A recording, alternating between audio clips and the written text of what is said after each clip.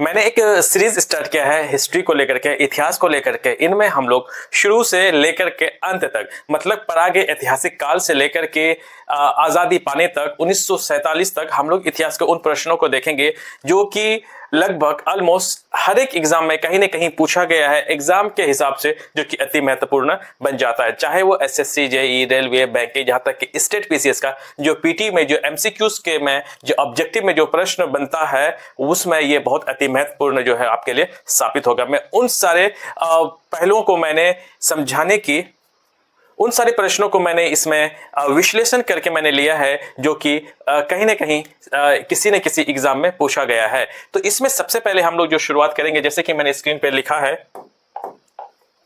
कि इसमें very very important MCQs history का रहेगा, जिसमें सिर्फ मात्र हम लोग डेली बेसिस पे लाएंगे, सिर्फ 10 ही प्रश्न रहेगा। यहाँ पे परागे ऐतिहासिक काल से लेकर के स्वतंत्र पाने तक, मतलब 1947 तक, वो हम लोग एमसीक्यूज को निकालेंगे, वो समझने की कोशिश करेंगे, जो कि कहीं ना कहीं किसी भी एग्जाम में पूछा गया है और वो बहुत इंपॉर्टेंट रहेगा। प्रत्येक टॉपिक का जो इसमें प्रश्न रहेगा। तो सबसे पहले हम लोग प्रश्न जो शुरुआत करेंगे, और इसमें इस टॉपिक का जो नाम रहेगा ये रहेगा इंट्रोडक्शन का, कि इतिहास का सबसे पहले हम लोग इंट्रोडक्शन में इसको पढ़ेंगे। हालांकि मैंने हेडलाइन इसमें मैंने नहीं लिखा है, आप चाहो तो हेडलाइन लिख सकते हो कि इतिहास में सबसे पहले इंट्रोडक्शन से हम लोग शुरू करेंगे कि इनसे कैसे कैसे प्रश्न पूछा गया है। जो भी यहाँ पर प्रश्न रहेगा वो कहीं ना कहीं किसी न किसी एग्जाम में पूछा ही गया है। और इसमें पढ़ाने का तरीका हमारा मेरा ये रहेगा कि जैसे कि यहाँ पर 4 प्रश्न रहेगा, मैं इन चारों प्रश्नों को ही मैं एक्सप्लेनेशन करूंगा। हमारे मतलब एक प्रश्न के जगह पे हम लोग 4 प्रश्न को समझने की कोशिश करेंगे। ओवरऑल 10 प्रश्न रहेगा। अगर चारों ऑप्शन को एक्सप्लेनेशन करूंगा तो ऑलमोस्ट हमारा यहाँ पर 40 प्रश्न सॉल्व हो जाएगा। उसी हिसाब से मैं समझाऊंगा।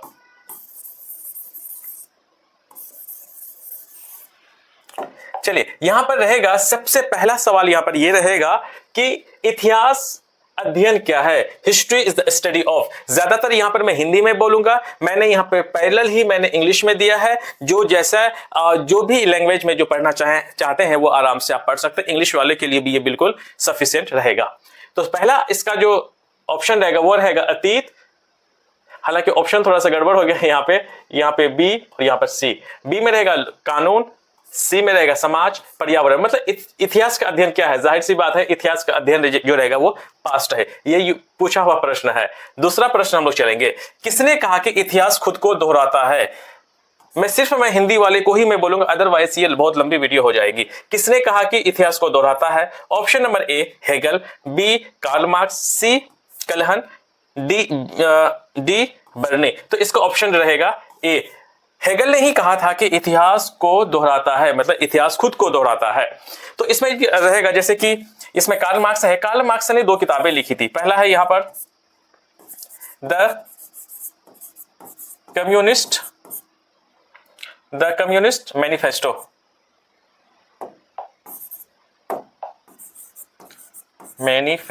इसकी जो इसमें बुक है मैनिफेस्टो। और इसी कार्ल मार्क्स की जो दूसरी किताब थी वो थी दास कैपिटल। ये इनकी वो महत्व किताब है जो कि कहीं ना कहीं कई बार पूछा गया है। तो कार्ल मार्क्स को लेकर के इसकी पहली किताब द कम्युनिस्ट मैनिफेस्टो और दूसरा दास कैपिटल। और अगर हम लोग सी को समझेंगे, सी है कल्हन की द्वारा जो लिखी गई किताब थी उसका नाम था राज तरंगिनी।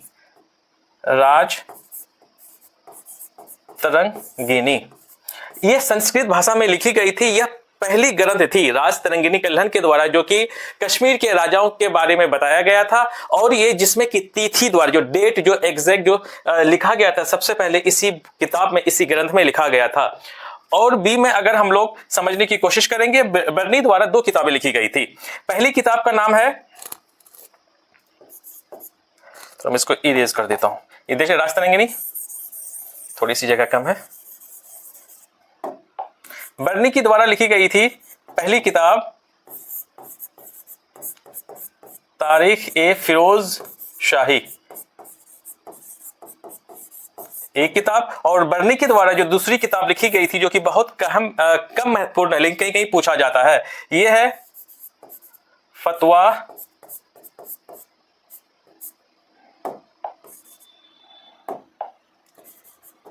जहानदारी। ये लिखी गई थी राजाओं के रूल और रेगुलेशन के बारे में फतवाए जहांदारी में। अब हम लोग नेक्स्ट प्रश्न को समझते हैं, प्रश्न नंबर 3।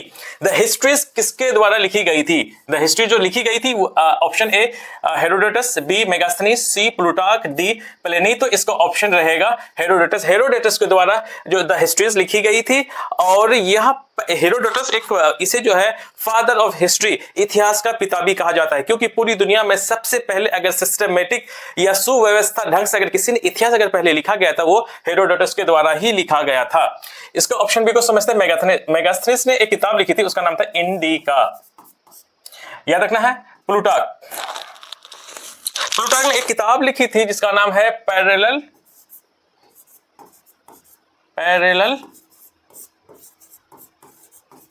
लाइव। ये किताब लिखी थी प्लूटार्क। और प्लिनी ने एक किताब लिखी थी, उसका नाम है नेचुरल हिस्ट्री। हिस्ट्री नहीं बल्कि हिस्टोरिया। इसने एक किताब लिखी थी, किसने? प्लिनी ने, नेचुरल हिस्टोरिया। अब हम लोग चलते हैं प्रश्न नंबर 4 की तरफ। प्रश्न नंबर 4 कहता है इसमें, किसने कहा कि सारा इतिहास वर्ग संघर्षों का इतिहास है? मतलब किसने कहा था कि ये स्टेटमेंट किसने दिया था कि वर्ग संघर्ष मतलब क्लास स्ट्रगल, मतलब अमीर और गरीबों के बीच का जो स्ट्रगल है यही इतिहास है, इसी को ही हिस्ट्री कहा जाता है। ये बात किसने कही थी? Option number A Karl Marx, B Collingwood, C J Bury, D E.H. कैर नहीं बल्कि E.H. कार है ये, E.H. कार। तो इसको option number A Karl Marx ने ही कहा था कि अमीरों और गरीबों के बीच का जो संघर्ष है उसी को इतिहास कहा जाता है। ऑप्शन नंबर ए सही है। बी में ज्यादा देखते हैं कॉलिंगवुड। कॉलिंगवुड ने एक किताब लिखी थी, उसका नाम है द आइडिया ऑफ हिस्ट्री। और जे बरी और E.H. कार, ये लोग ऐसे थे जो कि स्टेटमेंट्स दिए थे, और इनका स्टेटमेंट्स लगभग किसी भी एग्जाम में पूछा ही नहीं गया है।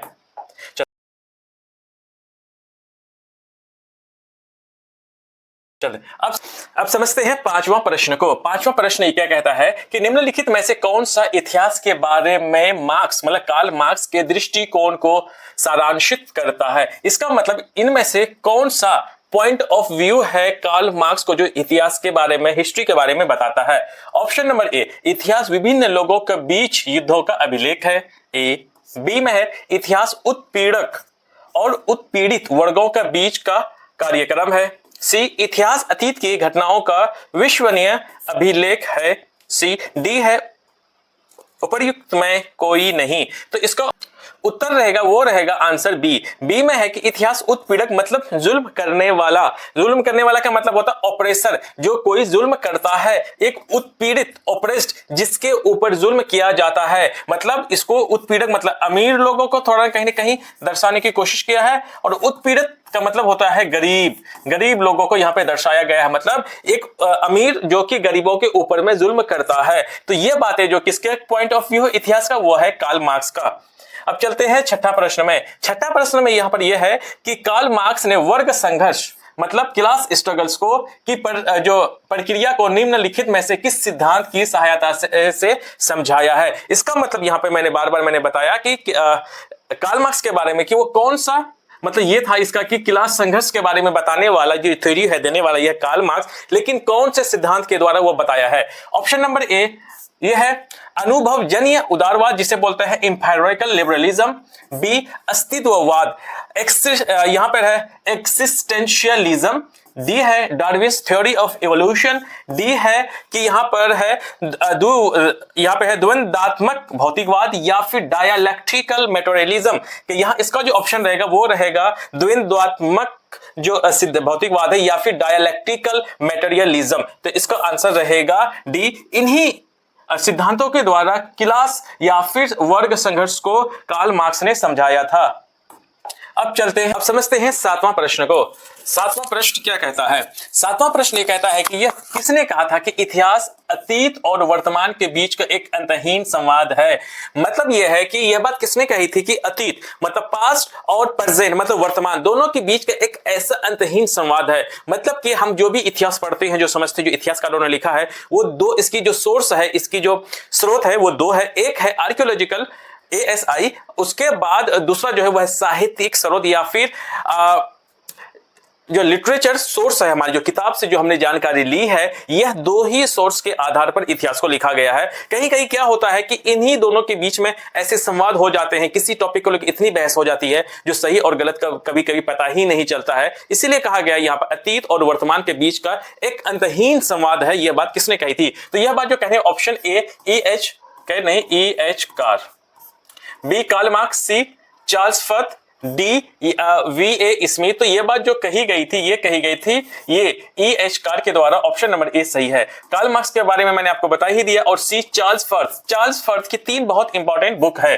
पहली किताब का अगर मैं नाम लूं वो है the war of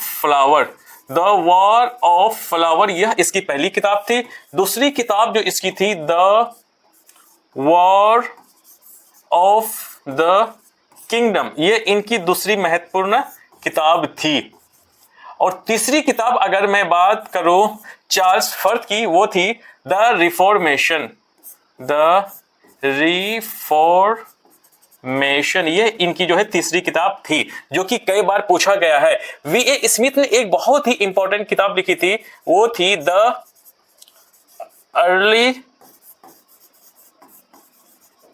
history of India, the early history of India. यह किताब लिखी गई थी V.A. स्मिथ के द्वारा। इसी किताब में स्मिथ ने एक बात लिखी थी कि समुद्रगुप्त को, भारत का नेपोलियन समुद्रगुप्त को कहा जाता है। यह बात की जानकारी हमें मिलती है the early history of India, जो कि V.A. स्मिथ के द्वारा लिखा गया था। DSSB में यह सवाल पूछा भी गया था। हालांकि जितने भी प्रश्न मैंने बताया है वो कहीं ना कहीं किसी न किसी एग्जाम में पूछा ही गया था। अब चलते हैं 8वां प्रश्न की तरफ। 8वां प्रश्न के तरफ हम लोग चलते हैं। 8वां प्रश्न ये कहता है अतीत का राजनीति है इतिहास, यह दृष्टिकोण किसने दिया था या फिर रखा था? History is the past politics. Past मतलब कि हमारी जो गुजरी हुई या फिर अतीत की जो राजनीति है उसी को ही इतिहास कहा जाता है। यह बात कहने वाले थे।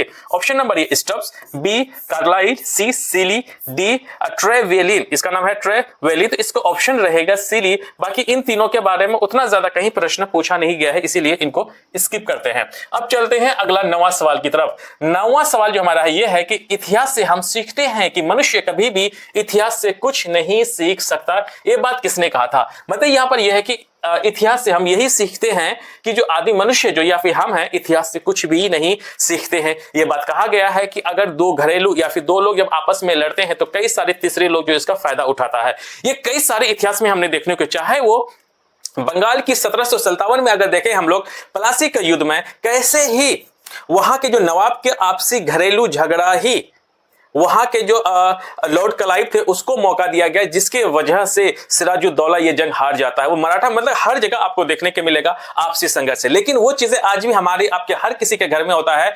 घर का बेदी लंका ढाए, वो आज भी होता है। आपका सबसे बड़ा दुश्मन कोई बाहर का लोग नहीं है, वो आपका अपना ही है। यही बात यहां पर कही गई है कि इतिहास से हम सीखते हैं कि मनुष्य कभी भी इतिहास से कुछ नहीं सीख सकता। ये बात किसने कही थी? Option A Hegel, B Karl Marx, C J J. D E.H. Carr. ये बात जो कही गई थी किसके? हेगल ने यह बात कही थी। और आखिरी प्रश्न पे हम लोग आएंगे कि विक्रम संवत किस वर्ष प्रारंभ हुआ था?